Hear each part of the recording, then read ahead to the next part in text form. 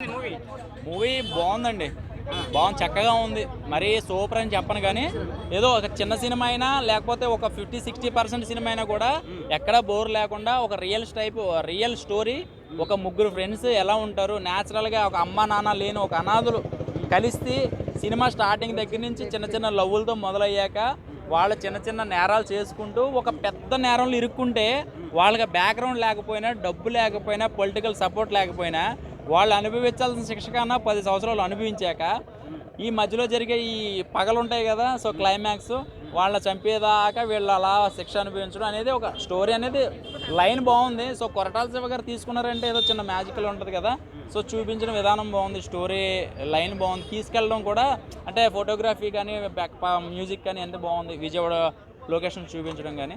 Junior NTR అన్న cutout వచ్చినప్పుడు ఎట్లా అది ఏం లేదండి, జూనియర్ ఎన్టీఆర్ గారిది ఏమీ ఉండదు. అది చిన్న సినిమాకి వెళ్తారు అంతే, బ్లాక్లో టికెట్లు కొనుక్కొని.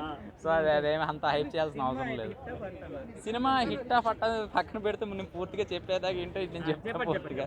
సినిమా ఓకే, స్టార్టింగ్ నుంచి ఎండింగ్ దాకా లాస్ట్ 5 సినిమాలో పగ ఎలా తీర్చుకుంటాడు, సో అలాగే ఈ సినిమా కూడా ఒక అమ్మాయిని పాడు చేసేస్తే చనిపోయాక దానివల్ల వీళ్ళు శిక్ష అనుభవించడం వల్ల వాళ్ళని చంపేసి అక్కడతో సినిమా ఎండ్ అయిపోతుంది.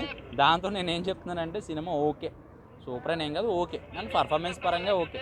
అంటే RX 100లో ఫ్రెండ్ క్యారెక్టర్ ఉంటాడు కదా, ఆయన క్యారెక్టర్ బాగుంది.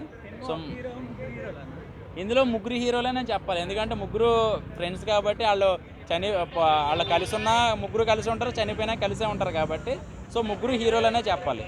సో బాగుంది, చక్కగా ఉంది సినిమా.